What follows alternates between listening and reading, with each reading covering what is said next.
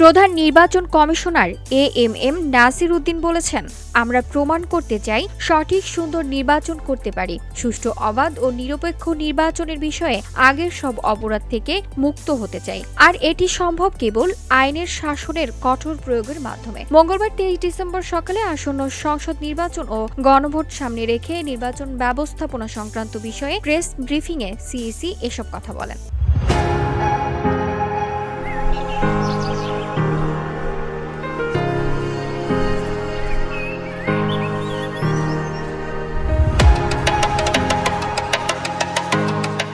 সভার শুরুতে সিইসি সম্প্রতি প্রয়াত ওসমান হাদির রুহের মাগফিরাত কামনা করেন এবং তার শোক সমাপ্ত পরিবারের প্রতি গভীর সমবেদনা জানান। অনুষ্ঠানে অন্যান্য নির্বাচন কমিশনার এবং মাঠ প্রশাসনের শীর্ষ কর্মকর্তারা উপস্থিত ছিলেন।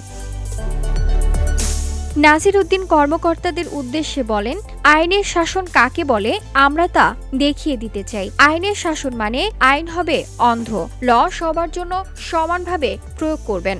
আমাদের ওপর গুরুদায়িত্ব অর্পিত হয়েছে। যদি সঠিকভাবে দায়িত্ব পালনে ব্যর্থ হই তবে ভবিষ্যৎ প্রজন্মের কাছে আমরা দায়ী থাকব।